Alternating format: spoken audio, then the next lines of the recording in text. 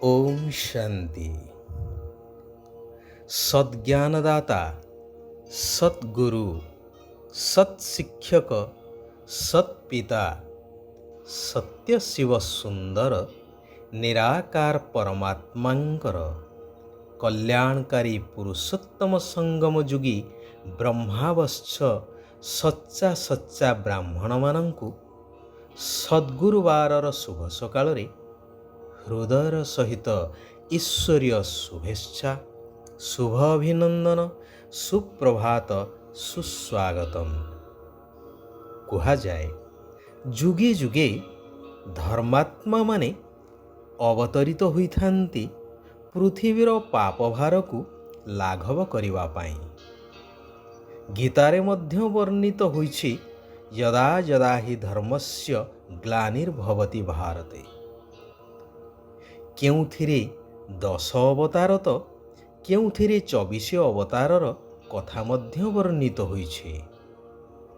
जेउ समयरे जेउ महात्मा बा देवात्मा बा धर्मात्मांकर आविर्भाव हुए एवं तांको द्वारा किछि प्राप्ति हुए तो तांको आमे भगवानंकर अवतार बोली मध्य मानि नै थाउ। जुग हेउछि 4, सत्य आउ त्रेतया। दुई जुग को स्वर्गराज्य बोली अभिहित करा जाए, जेउठारे संपूर्ण सुख शांति आनंदर जीवन होइथाए, दुख शांतिर नाम निशान न थाए, जेहेतु सेठारे आसुरी संस्कार ही न थाए।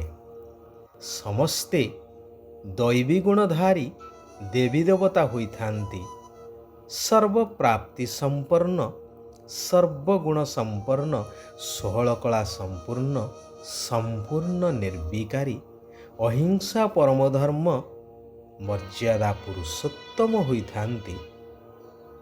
जहा एही कल्याणकारी पुरुषोत्तम संगम जुगरे परमात्मांक प्रदत्त आत्मज्ञान द्वारा प्राप्त होइथाए। प्रारब्ध रूपरे ताहा सेमाने भोग करिथांती। द्वापर जुगरु आरंभ हुए भक्तिर जुग।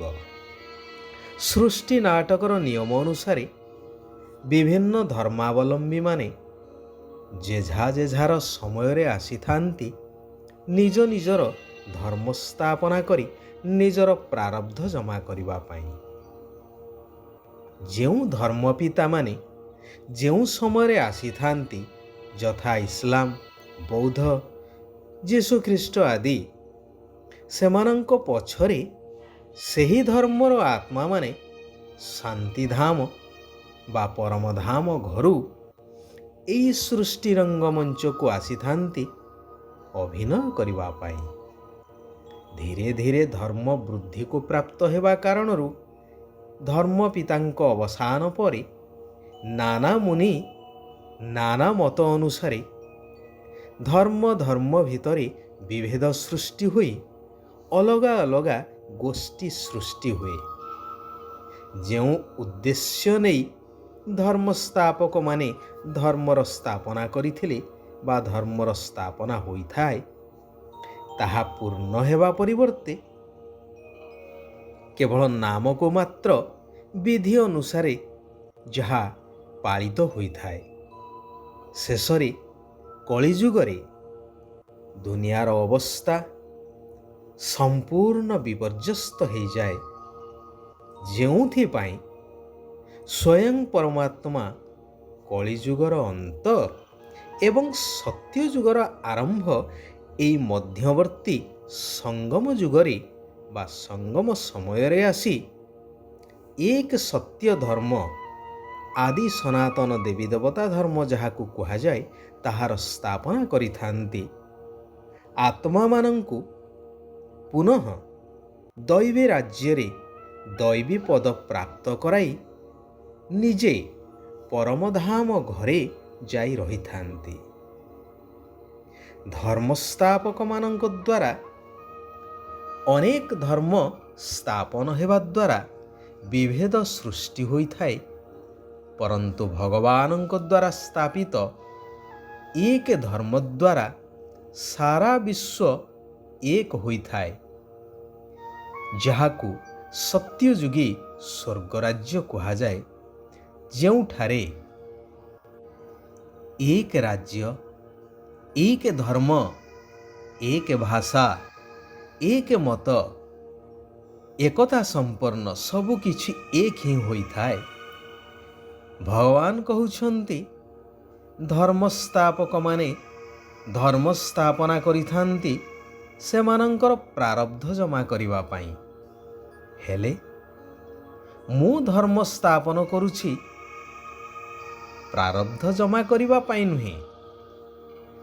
ତୁମ ଆତ୍ମିକ ସନ୍ତାନମାନଙ୍କୁ ତାହାର ଅଧିକାରୀ କରାଇ ମୁଁ ପରମଧାମକୁ ଚାଲିଯାଏ।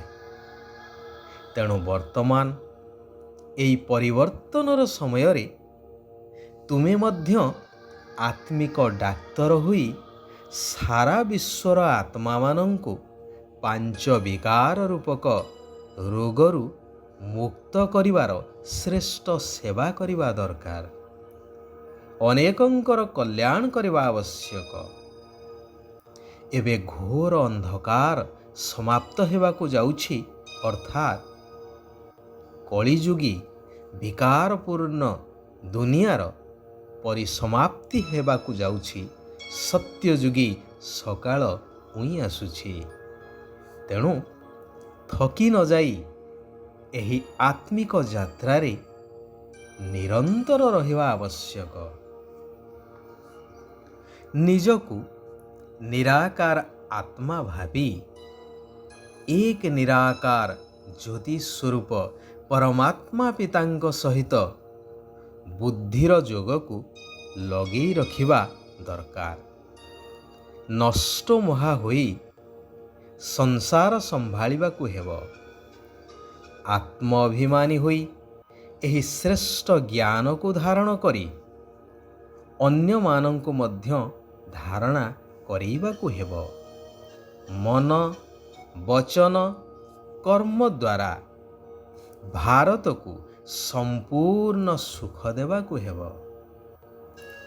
ମୁଖ ଦ୍ୱାରା ପ୍ରତ୍ୟେକଙ୍କୁ ଜ୍ଞାନର ଦୁଇ ପଦ କଥା ଶୁଣାଇ ତାଙ୍କର କଲ୍ୟାଣ କରିବାକୁ ହେବ। ଏହା ବ୍ୟତୀତ ଅନ୍ୟ ବ୍ୟର୍ଥ କଥାରେ ନିଜର ସମୟ ନଷ୍ଟ କରିବା ଅନୁଚିତ। ଶୁଭଚିନ୍ତକ ହୋଇ ସମସ୍ତଙ୍କୁ ଶାନ୍ତିଧାମ ଘର, ସୁଖଧାମ ସ୍ୱର୍ଗ ରାଜ୍ୟର ରାସ୍ତା ବତେଇବାକୁ ହେବ। ଶିବ ବାବା କହୁଛନ୍ତି, ଚିନ୍ତାମୁକ୍ତ ସମ୍ରାଟ ସ୍ଥିତିରେ ରହି ବାତାବରଣ ଉପରେ ନିଜର ପ୍ରଭାବ ପକାଉଥିବା ମାଷ୍ଟର ରଚୟିତା ହୁଅ। ବାତାବରଣ ଉପରେ ତୁମର ପ୍ରଭାବ ରହୁ, କିନ୍ତୁ ବାତାବରଣର ପ୍ରଭାବ ତୁମ ଉପରେ ନ ପଡ଼ୁ। ଯଦି ବି କୌଣସି କଥା ଆସୁଛି, ତେବେ ସ୍ମୃତିରେ ଆଣ ଯେ ମୁଁ ବିଜୟୀ ଆତ୍ମା।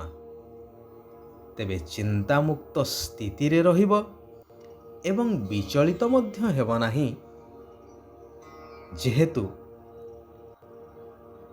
ସର୍ବ ଚିନ୍ତା ଚିନ୍ତାମଣିକୁ ସମର୍ପିତ କରିଦେଇଛ। ଯଦି ପ୍ରସନ୍ନତାର ଛାୟା ଦ୍ୱାରା ପ୍ରସନ୍ନତାର ଅନୁଭବ କରିବ, ତେବେ ନିର୍ମଳ ଏବଂ ନିର୍ମାଣ ସ୍ଥିତିରେ ରହିପାରିବ। କୁହାଯାଏ ନା, ସଚ୍ଚେ ଦିଲ ପର ସାହେବରାଜି, ଅର୍ଥାତ୍ ନିର୍ମଳ ହୃଦୟ ଉପରେ ଭଗବାନଙ୍କର ମଧ୍ୟ ଆଶୀର୍ବାଦ ନିରନ୍ତର ଝରୁଥାଏ। ଆଚ୍ଛା, ଆଜି ପାଇଁ ଏଇଠାରେ ଆମେମାନେ ବିରାମ ନେବା। ଆସନ୍ତାକାଲି ପୁନଃ ସେହି କଲ୍ୟାଣକାରୀ ପରମାତ୍ମା ପିତାଙ୍କର ଆଉ କିଛି କଲ୍ୟାଣକାରୀ ମହାବାକ୍ୟ ଉପରେ ଆମେମାନେ ଆଲୋଚନା କରିବା। ନିଜ ଜୀବନରେ ଧାରଣ କରି ନିଜକୁ ପରିବର୍ତ୍ତନ କରିବା ସହିତ ସାରା ବିଶ୍ୱକୁ ପରିବର୍ତ୍ତନ କରିବାର ମହାନ ଶ୍ରେଷ୍ଠ କାର୍ଯ୍ୟ କରିଚାଲିବା। ସାରା ବିଶ୍ୱର ଆତ୍ମାମାନଙ୍କର କଲ୍ୟାଣ ହେଉ, ସମସ୍ତେ ସୁଖ ଆଉ ଶାନ୍ତିର ଅନୁଭବ କରନ୍ତୁ। ଓମ୍ ଶାନ୍ତି, ଓମ୍ ଶାନ୍ତି, ଓମ୍ ଶାନ୍ତି।